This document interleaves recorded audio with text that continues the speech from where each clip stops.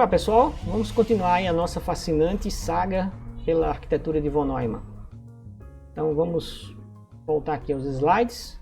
Então nós vimos na aula passada, né, que a arquitetura de von Neumann ela contém esses elementos essenciais, que são a CPU, a memória, controladores de periféricos e os periféricos propriamente dito, né? Quando eu falo controlador de periférico, estou me referindo a um chip, a uma placa que controla um periférico específico, é o chip que controla o teclado, o chip que controla o monitor, né? Ou a placa gráfica que controla o monitor, se você tiver um PC mais parrudo, né? Para jogar, por exemplo, ou para fazer processamento gráfico pesado, como AutoCAD, né? Desenho de edifícios, né? Para você traçar a perspectiva externa do edifício, rotacional edifício, ou trabalhando com realidade virtual, então você tem muito processamento gráfico aí. Então nesses casos você precisa de uma placa gráfica específica, você não vai confiar nos elementos gráficos que a CPU é capaz de realizar. A CPU obviamente, a placa-mãe obviamente ela vem com uma placa gráfica embutida, né? É um chip ou conjunto de chip que já vem na própria placa-mãe, mas ela pode ter essa placa gráfica extra que tem sua própria quantidade de memória própria, então ela não precisa ficar acessando a memória, então é muito mais rápido o processamento se ela tiver uma memória interna, né? Então tem placas gráficas de 4 GB, de 6 GB hoje em dia, né? No momento em que eu gravo essa aula, que fazem com que você tenha um desempenho melhor em certas aplicações que requerem esse tipo de processamento. A placa gráfica às vezes muitas vezes é usada também por programas científicos, e como ela realiza operação, na verdade, gráfica, é matemática pesada, né? É fazer muitos cálculos de integrais, de derivadas, de multiplicações em série, exponenciação, radiciação, etc. Então, muitos programas científicos que usam, por exemplo, machine learning, se você tiver uma CPU com a placa gráfica, o programa que você usa para escrever, né, a ferramenta que você usa para escrever os seus programas de machine learning, ela explora essa capacidade da placa gráfica, ela usa a placa gráfica como sendo um acelerador das operações aritméticas que ela quer realizar, certo? Então não pense que é somente para traçar gráficos bonitos de jogos que você precisa de uma placa gráfica, não, certo? Bom, então aqui a gente tem tudo que eu falei naqueles slides, na verdade estão aqui nos slides seguintes, né? Acabei ficando aqui no slide mais gráfico, mais diagramático aqui da arquitetura de von Neumann, do que ficar passando um por um aí os itens, mas aí fica para vocês estudarem ou revisarem os itens. Só uma palavrinha aqui em relação à diferença entre memória RAM e memória ROM, né? O que acontece? Muitas vezes a memória RAM é a memória para onde o programa deve ir para executar. Então nenhum programa executa de um periférico, seja um modem, seja uma placa de rede, seja um pendrive, né? Seja uma unidade de CD, que hoje em dia já está em desuso, seja um HD mesmo, né? Não executa do HD, ele tem que ir para a RAM para executar. Aí vejam agora o dilema. Quando eu ligo a máquina, o que acontece? Qual é o primeiro programa que se instala na RAM para tomar controle da máquina, para tornar a máquina mais acessível para os usuários? Esse programa chama-se Sistema Operacional, Windows, Linux, né? O Mac OS. Se não existissem os sistemas operacionais, você ligaria a máquina e não aconteceria nada, porque não tem nenhum programa. Então você tem que escrever do zero todos os programas, todas as subrotinas para iluminar um pixel, para acender uma letra no monitor, né? Para ler uma tecla do teclado. Então você não precisa fazer nada disso, certo? Mesmo nas suas linguagens de alto nível, você chama funções para isso, né? Você chama um print para imprimir alguma coisa no monitor, né? Em Python você pode usar bibliotecas gráficas para traçar gráficos estatísticos, etc. Em Java também, em C a mesma coisa. Então você consegue fazer isso porque essas linguagens de alto nível, na verdade, elas chamam o sistema operacional na hora que elas querem realizar essas tarefas. E essas tarefas estão no sistema operacional, porque são coisas comuns à maioria dos programas. A maioria dos compiladores e interpretadores de programas que você usa para escrever os seus programas, sabe disso e se comunica, faz o seu programa para se comunicar com o sistema operacional, que é o primeiro programa que ganha a RAM. tá? Mas, vamos lá. Na hora que a gente liga o computador, a RAM está vazia, certo? Acontece um teste chamado POST, em que os periféricos todos são testados, a memória é testada. Nesse teste POST, todos os bytes da memória são lidos e escritos. Ele escreve primeiro 10, 10, 10, 10 em todo byte, e depois 01, 01, 01. Lê e escreve, né? Isso bem rápido. Então você acha que não, mas é aquele tempozinho que você espera um pouquinho para que o computador inicialize, ele está realizando, antes de carregar o sistema operacional, ele realiza esse teste de POST. Tá? E de onde vem esse programa que faz tudo isso? Ele vem dessa ROM aqui, ó. Tá? Essa ROM é um programa que vem de fábrica com... É uma memória, melhor dizendo, que vem de fábrica com um programa gravado aqui dentro. Tá? A fábrica ela tem uma máquina que insere o programa aqui. Tá? E depois que ele insere esse programa, ele não é mais apagável. Tá? Então, vem de fábrica com um programa pré-gravado aqui dentro. E esse programa ele não é alterado mais. Ah, mas eu gostaria de alterar para atualizar a versão dele. Arranque a ROM, jogue fora e coloque uma nova. Ele diz, não, Fred, hoje em dia meu computador, eu atualizo a BIOS. A BIOS fica na ROM e eu atualizo. Ah, porque hoje em dia a ROM evoluiu, mas nos primeiros computadores você tinha que arrancar, jogar fora e colocar uma nova. Hoje você tem uma ROM mais específica, a gente vai ver isso mais na frente, chamada de E2PROM, EEPROM. Então a ROM que você atualiza hoje em dia é uma EEPROM, não é mais uma ROM pura. ROM significa Read Only Memory. E uma EEPROM significa Electrical Erasable Programmable Read Only Memory. Certo? EEPROM. PROM. EEPROM. Então a sua BIOS é atualizável porque provavelmente ela não usa uma ROM pura. Ela usa uma EEPROM. Tá? E a EEPROM permite que você escreva por cima dela. Alguém diz, então por que a memória toda não é EEPROM? Por que precisa da ROM? Bom, primeiro porque a EEPROM é bem mais lenta do que a RAM. Segundo que ela é mais cara. Certo? E terceiro que ela demora muito para ler e escrever as informações aqui dentro. Então você tem que usar pouca EEPROM ou pouca ROM, né, para coisas pequenas, básicas, coisas necessárias que são úteis na inicialização do teu sistema. Enquanto que a RAM não, a RAM é super rápida.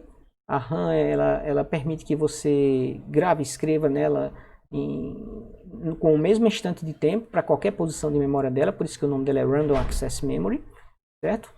Então é uma memória super rápida de trabalho e é melhor do que a ROM nesse aspecto, ela é muito mais rápida. Mas se você desligar a energia do computador, tudo que está aqui dentro se apaga e tudo que está aqui dentro é preservado, mesmo na E2PROM, mesmo na EEPROM, tá? Porque alguém podia dizer, por que não usa tudo EEPROM? Não, porque é bem mais lento, né? Se bem que a tecnologia de EEPROM evoluiu bastante, tanto é que os discos SSD são formados de E2PROMs, são memórias E2PROMs, certo? Então, de repente, no futuro, pode ser que, no futuro próximo, a E2PROM possa substituir a RAM. E aí você vai desligar o seu computador, religar de novo, e ele vai estar lá exatamente do jeito como você deixou, né? Alguém diz, mas eu faço isso quando eu hiberno meu computador. O sistema Windows permite que eu faça isso. Ah, mas o que ele faz? Ele pega uma cópia da memória e joga no HD. Do jeito que a memória está, ele joga no HD. E quando você liga o computador, o que é que o seu sistema operacional fez? Eita, tem uma cópia da memória lá no HD? Tem, então traz ela para cá. Aí você fica exatamente com o setup que você deixou na última vez que você trabalhou no seu computador, né? Todos os programas lá na barra de tarefa do Windows estão lá. Né? Todas as abas do seu navegador estão exatamente como você deixou. Né? Até a janela lá, posicionada no canto superior direito, você vai encontrar ela lá no canto superior direito. Certo? Então, isso é outra coisa. Então, vamos lá. Eu liguei o computador. Isso aqui está limpo, zerado. Aqui está um programa que veio de fábrica. E aqui está no disco rígido o seu sistema operacional. Quando você instala o sistema operacional, ele vai para o disco rígido. Aí, a primeira pergunta. Como é que a arquitetura de von Neumann funciona? Ela precisa que exista o que aqui na memória para poder a CPU começar a executar? Um programa. Mas ela está vazia, não tem nenhum programa aqui. Então eu vou precisar de um programa que busque o sistema operacional e coloque aqui. Certo? Quando eu faço isso, eu estou fazendo o boot do meu sistema operacional. É quando o Windows, né, começa a mostrar aquelas telas de inicialização, o Linux, o macOS, etc. até que chega um ponto que pronto, está disponível para você usar aí o desktop, certo? Se você não instalou a interface gráfica no Linux, vai aparecer uma shell do Linux para você digitar os comandos do Linux. Se você instalou a interface gráfica, né, uma KDE, sei lá, não sei se ainda usam isso ainda no Linux, então você vai ver lá uma interface gráfica baseada em algum padrão aí, e você pode utilizá-la, tá certo? Mas esse programa que vai trazer o sistema operacional do disco rígido para cá, ele não tem que estar na memória RAM, não. Todo programa não tem que estar na memória RAM, não. Tem. E o programa que traz o sistema operacional para a memória RAM, ele tem que estar na memória RAM para poder a CPU executá-lo? Tem. Como é que ele vai parar na memória RAM? Ele vai precisar de outro programa que jogue o programa que joga o sistema operacional na memória RAM, e isso não vai terminar nunca. Vai ser um ciclo infinito. Concorda? É a mesma coisa da história do ovo ou da galinha. Quem vem primeiro? O programa que joga o sistema operacional na memória, mas quem joga o programa que joga o sistema operacional na memória? Na memória. Certo? E aí é por isso que existe a ROM. Tá? Esse programa que joga o sistema operacional na memória, ele está aqui, ó. É o Bootstrap. Certo? Não confundam com o framework de CSS famoso para criar telas com layouts maravilhosos aí em HTML.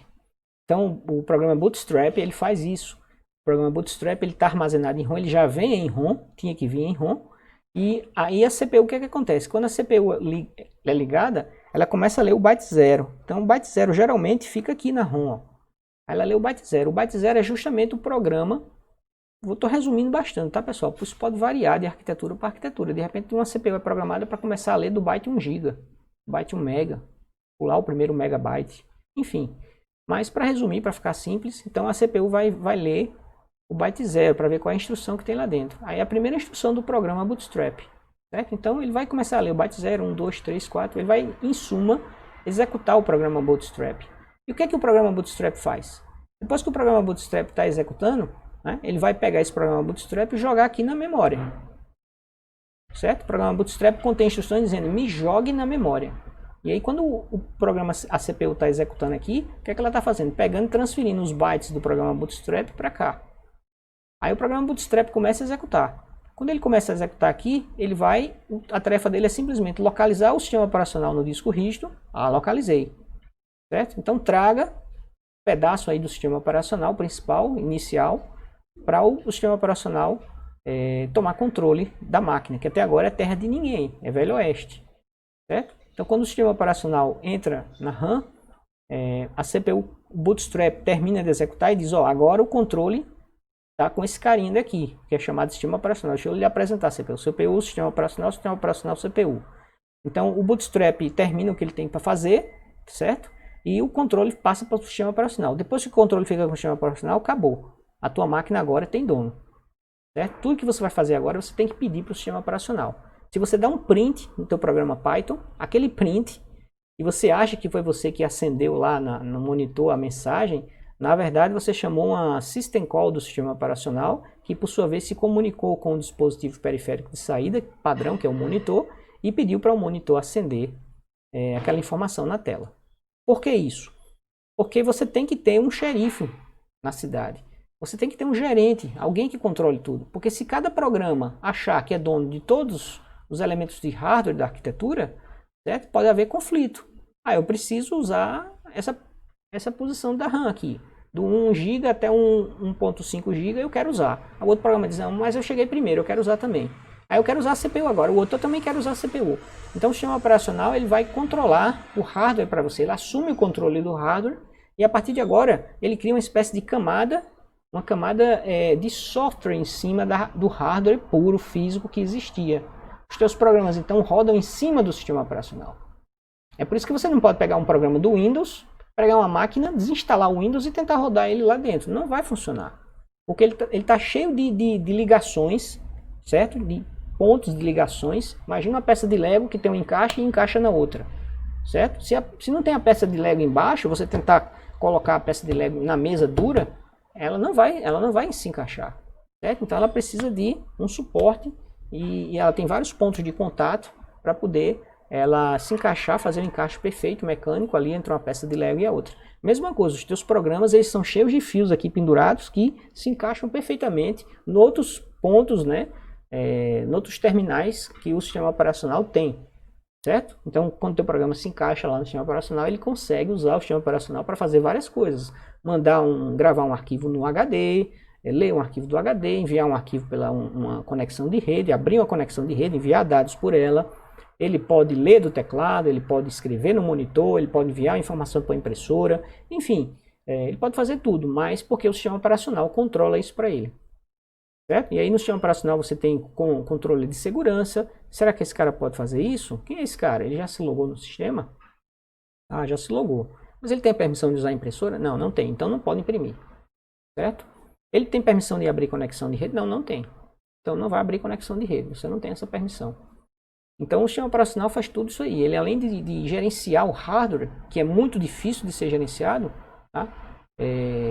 Se você for escrever tudo do zero, né? Imagine você escrever o seu programa Python e todas as funções que vêm já prontas do programa Python para você ter um programa Python funcional.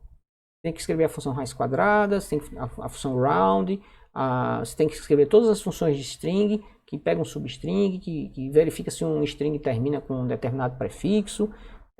Você tem que implementar lista, pilhas, estrutura de dados, arrays. Imagine implementar tudo isso aí do zero. Então, isso é arquitetura nua, sem um sistema operacional por cima dela, tá? Então, o Bootstrap, ele faz essa tarefa, ele vai lá no disco rígido, busca o sistema operacional e joga aqui. A partir daí, o sistema operacional começa a executar. Esses detalhes da execução é assunto para mais tarde, tá certo? A gente vai ver como é que a arquitetura de von Neumann executa um programa. Isso é chamado de ciclo de von Neumann, tá? Uma coisa é a arquitetura de von Neumann, são os componentes que a arquitetura de von Neumann possui e o papel de cada um componente. A CPU. CPU é um componente da arquitetura de von Neumann que faz isso, aquilo e aquilo outro. A memória. A memória é um componente da arquitetura de von Neumann que faz isso, aquilo outro. Os barramentos servem para isso. Certo? Os controladores de periféricos servem para aquilo. Tá? Então você definiu a arquitetura de von Neumann. Agora a gente ainda não sabe detalhes desse funcionamento. A gente só sabe algumas partes desse detalhe. Um deles é que o programa tem que estar armazenado em memória. E foi a principal contribuição do artigo seminal que o von Neumann escreveu lá na década de 40, tá? E a partir daí todo computador passou a usar o conceito de programa armazenado em memória. Ou seja, programas e dados compartilham a RAM. Então, se você tem um programa, por exemplo, que vai processar uma folha de pagamento, esse programa vai estar aqui, o código de máquina dele vai estar aqui. Os dados da folha de pagamento podem estar no arquivo, certo? Fulano de tal, salário base, desconto do INSS, desconto do imposto de renda, recebeu gratificação natalina, recebeu também uma indenização de uma ação que ganhou na justiça. Então, o contra-cheque de cada pessoa numa empresa, seja ela do governo ou pública, privada ou pública, pode variar de mês para mês, né? Geralmente é igual de um mês para outro, mas pode variar. O cara recebeu um aumento, recebeu uma promoção, perdeu uma função comissionada no serviço público. Então isso tudo varia. Esses dados todos podem estar num arquivo, num banco de dados. E o seu programa de folha de pagamento está aqui, o código de máquina dele está aqui. Então quando o seu programa começar a processar a folha de pagamento, ele vai lá no banco de dados, certo?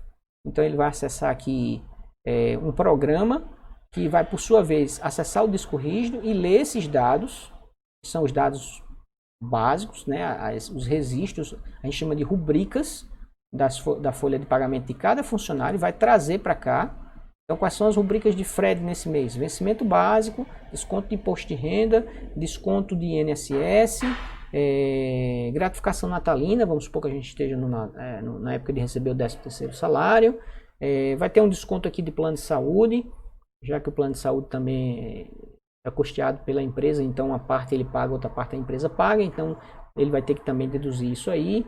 Ele tem também uma gratificação por exercer uma atividade especial na empresa, certo? Então você tem créditos e débitos, cada uma dessas linhas do seu contra-cheque é chamada de rubrica. Então você vai ler esses dados, né? Esses dados têm uma descrição e um valor, e no final das contas você tem o salário líquido. Quanto é que você vai receber depois de pegar todos os créditos e subtrair todos os descontos? Você tem o seu salário líquido, que é o que vai cair na tua conta corrente do teu banco, tá? Então, o que um programa de folha de pagamento faz? Processa tudo isso. Então, os dados da folha de pagamento, que são as rubricas de cada funcionário, vamos supor que tenha 1.500 funcionários, lá no IFPB, vamos supor. Então, as rubricas de cada um desses 1.500 funcionários, vão ser muito mais de 1.500 rubricas, né? porque um funcionário pode ter de 5 a 10 rubricas, vamos supor. Então vamos supor aí 30 mil, 50 mil rubricas, e você tem um código de máquina da folha de pagamento. Então o que é que o programa de folha de pagamento vai fazer? Vai pegar essas rubricas, vai fazer essas subtrações e vai no final das contas gerar, digamos, um PDF, que é o espelho da folha de pagamento, certo? Vai gerar também um arquivo para ser enviado a um banco num determinado formato, que é para o IFPB, por exemplo, a empresa, enviar para o banco e fazer o crédito, o banco com quem ela tem convênio, certo? Então o dinheiro da União, quando cair na conta do IFPB, esse arquivo aqui ele vai dizer, ó, tá aqui, sei lá, 30 milhões, sei lá quanto é uma folha de pagamento do IF, 20 milhões, 10 milhões, e esses 10 milhões têm que ser distribuídos assim, 5.427 para fulano, 4.825 para cicrano, 3.297 para cicrano, baseado no processamento da folha que ele fez. Então, você vê que programas e dados residem na RAM. Então, eles têm que estar aqui para executar. Essa foi a contribuição original de von Neumann para a computação, tá? Além da arquitetura, de definir esses elementos aqui, ele disse que os programas agora deveriam ser armazenados em memória, certo? A gente já falou disso aqui, né? Controladores de periférico, né? Parte do barramento de dados. O barramento de dados é por onde os dados que a CPU precisa processar são gravados ou são lidos, né? São enviados para memória ou para periféricos, ou são lidos de periféricos em memória e jogados na CPU para processamento, certo? Depois, com o ciclo de von Neumann, a gente vai ver mais detalhes de como essa arquitetura funciona. O ciclo de von Neumann é como a arquitetura funciona. Uma coisa é você dizer, um carro tem tais partes. O volante, tem a roda, tem a porta, mas como é que um carro funciona? Você tem que colocar a chave na ignição, tem que ligar, né? Depois você tem que, se o carro for automático, pisar no freio. Depois você vai soltando o freio devagarzinho, apertando o acelerador, vai guiando, olhando para frente. Então você está explicando como é que você utiliza aquela arquitetura, aquele maquinário. Tá? Uma coisa é você descrever as partes do maquinário, isso é arquitetura. Outra coisa é você descrever como você usa aquele maquinário. Isso aí é o ciclo de von Neumann. Tá? É um ciclo chamado de busca, decodificação e execução de instrução, que a gente vai ver mais à frente, tá certo? Barramento de controle tem um coprocessador aritmético. O coprocessador aritmético antigamente fazia parte da placa-mãe, mas os processadores eles começaram a ter um nível de integração tão alto que ele saiu daqui do mundo externo do processador e entrou. O processador ele absorveu o coprocessador aritmético. Então hoje em dia praticamente toda CPU tem um coprocessador aritmético. O que é isso? São circuitos lógicos capazes de fazer somas muito mais rápidas do que aquele circuito somador que a gente aprendeu. Né? Em vez de fazer somente soma, você tem um circuito para fazer multiplicação. Você tem um circuito que o cara bolou para fazer exponenciação, para fazer seno, para fazer cosseno, para fazer tangente, certo? Então, são circuitos adaptados para fazer funções matemáticas muito mais avançadas. Ora, se isso está implementado em hardware, vai ser muito mais rápido. É muito mais rápido utilizar um circuito multiplicador do que usar um circuito somador várias vezes, né? Porque uma multiplicação é uma soma repetida, para ser perfeito? Então, 2 vezes 3, vamos supor, 4 vezes 3, é 3 somado a ele mesmo 4 vezes. Então, somo 3 mais 3, depois o resultado soma mais 3, depois o resultado soma mais 3. 4 vezes 3, 12. Certo? Mas se tiver um circuito que eu dei o 4 e o 3 e ele jogue 12 no final, então eu vou usar o circuito multiplicador, certo? Em vez de usar o circuito somador. Então, o coprocessador aritmético ele tem uma série de funções matemáticas, round, ceil, floor, e a função ceil. A função ceil, na verdade, né? Teto, que seria o maior inteiro menor do que um valor, um determinado número. Por exemplo, 3.5, qual é o ceil de 3.5? C-E-I-L, né? Não sei se estou pronunciando corretamente. O ceil de 3.5 é o maior inteiro menor, é o maior inteiro, menor inteiro maior do que aquele número. Então, o menor inteiro maior do que 3.5 é 4. Certo? O próximo inteiro depois de 3.5 é 4. Então, ceil de 3.5 ele retorna 4. Enquanto que floor de 3.5 ele retorna 3. Floor é o maior inteiro, maior inteiro menor do que aquele número em ponto flutuante, certo? Então, quem é o floor de 4.2? O floor de 4.2 é 5. Desculpa, é 4.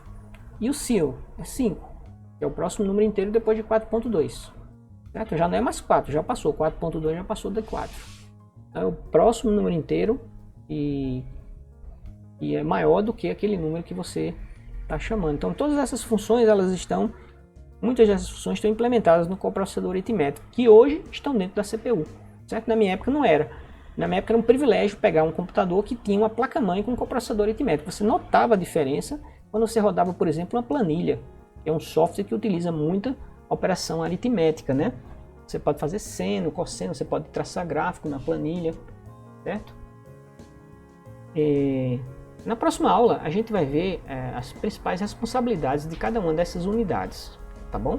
Vamos ver com mais detalhes, com mais profundidade, o que é que uma CPU é capaz de fazer, o que é que uma memória é capaz de fazer, um controlador de periférico, etc. Por essa aula a gente fica por aqui, até a próxima.